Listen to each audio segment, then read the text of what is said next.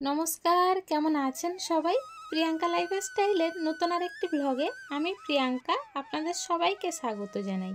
আজকের এখন ওই সকাল 11টার মতো বাজে, আর এখন থেকেই ব্লগটা শুরু করছি। আজকের দিনটা হলো একটু অন্যরকম বললাম কেন সেটা তো নিশ্চয়ই আপনারা জানতে চাইবেন।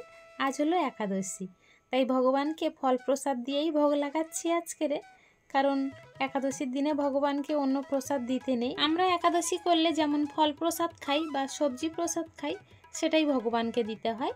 তো আজকের আমি ফল প্রসাদ ভগবানকে লাগালাম। আপনাদের সাথে গল্প করতে করতে ভোগ প্রসাদটা তো লাগিয়ে দিলাম, কিন্তু গোপাল সোনাকে তো দেখানো হয়নি। গোপাল সোনাকে এবং আমার সিংহাসনের সব ঠাকুরকেও দেখিয়ে নিলাম। দাঁড়ান, এদিকে কাজ গুছানো হয়ে গিয়েছে। তুলসী পাতার বাটিটা একটু গুছিয়ে রেখে দিই, না হলে আবার এতে নোংরা পড়ে যাবে। সন্ধ্যাবেলা ভোগ প্রসাদে তুলসী পত্র দিতে গেলে খুব অসুবিধা হয়ে যাবে। বেশ কয়েকদিন ধরে ভাবছি গোপাল সোনাকে একটু অঙ্গরাগ করাবো, আর সেজন্যই কালী পুজোর আগে কিন্তু আমি 3 রকমের কালার তুলি সব কিনে এনেছিলাম। কিন্তু ওই যে সময়ের অভাবে আর হয় না, একটু সময় হাতে না থাকলে এই সব কাজ করা যায় না। তবে আজকের একটু অসুবিধা হয়ে গিয়েছে। কেমন সমস্যায় পড়েছি দেখুন। আমি ভেবেছি হয়তো ক্যামেরাটা চালু করেছি, কিন্তু এদিকে পরে দেখছি যে ক্যামেরা চালু করিনি। অনেকটাই আমার গোপাল সোনার অঙ্গরাগ করা হয়ে গিয়েছে, তবে বাকি যেটুখানি আছে সেটুখানি দেখুন, আর কিছু করার নেই। তবে আমি তো সেইভাবে কিছু পারি না, যতটুখানি পারি আমি নিজের মন থেকে সেটুখানিই করি। আর যারা অঙ্গরাগ করতে পারে ঠিক মতো, তারা কিন্তু সুন্দর করে আঁকায়। আর তাদের সব থেকে বেশি আমার ভালো লাগে বিভিন্ন ধরনের চোখের ডিজাইনগুলো করে, কিন্তু আমি তো আর সেটা পারি না। আমি যতটুখানি পারি সেটুখানিই করব। আর এখন মুখের ডিজাইনটা প্রায় করা হয়ে গিয়েছে। চোখগুলো একটু কাজল দিয়ে এঁকে দেবো, আর চোখের মণিটা করে দিলেই ব্যাস প্রায় শেষগত মুখের কাজ। কিন্তু মাথার চুল করতে হবে। আর তৃষ্ণা অনেক দিন থেকে বায়না ধরে রয়েছে যে ওই লাল কালার দিয়ে গোপাল সোনার প্যান্ট করে দিতে হবে। তবে সেটাও করব, কিন্তু খুব সাবধানে কাজ করতে হচ্ছে। একদিক থেকে হাত দিচ্ছি তো আরেক দিক থেকে কালার হাতে লেগে যাচ্ছে। আসলে আমরা তো পারি না সেইভাবে, কিভাবে কি ধরলে ঠিক হবে সেটাই বুঝে উঠতে পারছি না। এক হাতে ধরে ব্যালেন্স নিয়ে করাটাও কিন্তু খুব কষ্টকর। আর আমাদের গোপাল সোনা তো একটু ভারী, সেই জন্য এক হাতে ধরে রাখাও যাচ্ছে না। ছোট্ট গোপাল সোনা হলে হাতের মধ্যে করে নিয়ে সব কিছু করা যায়, কিন্তু অনেকটা বড় আর ভারী তো খুব কষ্ট হচ্ছে এক হাতে করে ধরে রাখতে। তবে বেশ কিছুক্ষণ ধরে এক হাতের উপরে রেখে কিন্তু ডিজাইন করেছি, এখন আর পাচ্ছি না। তবে কিছুটা সময় এবারে হাঁটুর উপরে হাত রেখে তাই নিয়েছিলাম, মানে একটা সাপোর্ট নিয়েছিলাম, না হলে খুব অসুবিধা হয়ে যাচ্ছিল চোখের কাজলটা পরাতে গিয়ে। তবুও আমার হাত কেঁপে যাচ্ছে, আর ঠিক মতো হচ্ছে না। কোনো কোনো জায়গায় আবার কালি বেশি পড়ে যাচ্ছে।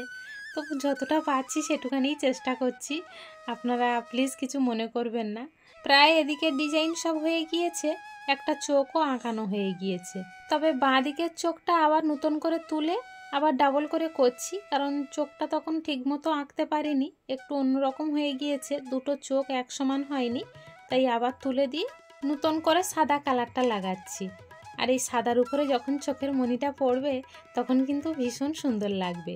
গোপাল সোনার আঁকা বা ডিজাইনগুলো উঠে গেলে তখন একদম মুখটা দেখতে ভালো লাগে না, আর যখন ডিজাইন করে দিই তখন না ভীষণ সুন্দর লাগে। আমার গোপাল সোনা যেন সবসময় হাসতে থাকে। আজকের গোপাল সোনার ঠোঁট দুটো একদম লাল কালারটা দিয়ে সুন্দর করে কালার করে দেব, আর লাল কালারটা ভালো করে ডিপ করে দেব, তাহলে কিন্তু চকচক করবে আর দেখতে মুখটা আরও বেশি সুন্দর লাগবে। যে কোনো জিনিস একটু লালটা জল করলে কিন্তু খুব ভালো লাগে, আর সেইভাবেই গোপালের ঠোঁটটা আজকের আঁকবো আমি। তবে এদিকে সব হয়ে গিয়েছে, মাথার চুলটা এখন করে দিচ্ছি। প্যান্টও করে নিয়েছি, তৃষ্ণা তো বায়না করছে বললাম, আর এখন আমার কাছে বসেও বায়না করছিল যে প্যান্ট করে দিতে হবে। আমি বারবার বললাম প্যান্ট যখন কেনা আছে তাহলে প্যান্ট করব কিসের জন্য, তো শুনছে না, সেই জন্য প্যান্ট করে দিলাম। তবে কি বলুন তো, এই ঠান্ডার সময় ঠিক আছে এই কালারগুলো, যখন একটু গরম পড়ে, আসলে ঠাকুরের গা তো গরম হয়ে যায়, প্রচণ্ড গরম যখন পড়ে তখন ঠাকুরও উত্তপ্ত হয়ে যায়, তখন কিন্তু এই কালারগুলো উঠে যায়। ব্যাস, আপনাদের সাথে গল্পে গল্পে আমার গোপাল সোনার আঁকানোও হয়ে গিয়েছে।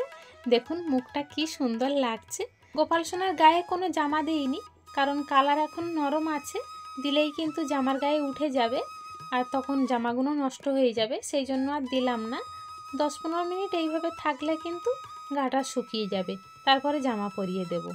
এখন চলে এসেছি রান্নাঘরে, আর বললাম না আজকের একাদশী, সারাদিন আমি কিছু খাইনি, তাই এখন একটু সুজি রান্না করে খাবো। সুজি কোনো দিন খাই না, কিন্তু এবারে ইচ্ছা হলো একটু সুজি খাবো, কারণ ঠান্ডার সময় সাবু খেতে খুব কষ্ট হয়, খেতে পারি না।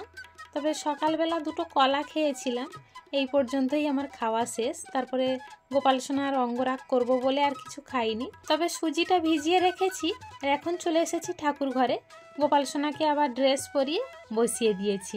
গোপাল সোনাকে সাজিয়ে কি অপূর্ব লাগছে দেখুন, কি সুন্দরভাবে বসে আছে, দেখে তো মনটা শান্তি হয়ে যাচ্ছে।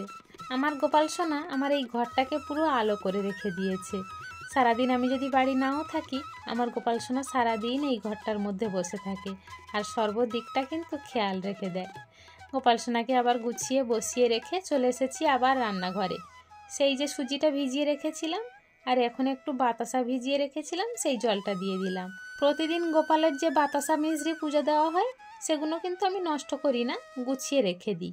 তাই এই কৌটোটার নিচে জমে গিয়েছিল, জল দিয়ে রেখেছিলাম, গুলে যেতে আবার এই সুজির সঙ্গে দিয়েছি। তবে আজকের সুজিটা একটু গোলা রুটি করে নেব, দেখি তৃষ্ণাও খেতে পারবে, তৃষ্ণার বাবাও খেতে পারবে, তাই সবার জন্য এইরকম করে নিলাম। তবে কোনো দিন আমি সুজির গোলা রুটি করিনি, আজকের এই প্রথম করছি। তাই প্রথমে ভয় লাগছিল যে তুলতে পারবো কি না। প্রথম রুটিটা একটু অসুবিধা হয়েছিল, তারপরেরগুলো কোনো অসুবিধা হয়নি। তবে খেতে মোটামুটি খারাপ হয়নি। চলুন তাহলে আজকের ব্লগটা আর বেশি বাড়াচ্ছি না, এই পর্যন্তই রাখছি। দেখা হচ্ছে খুব শীঘ্রই নতুন আর একটি ব্লগের সাথে। ততক্ষণ পর্যন্ত সবাই ভালো থাকবেন, সুস্থ থাকবেন, সাবধানে থাকবেন।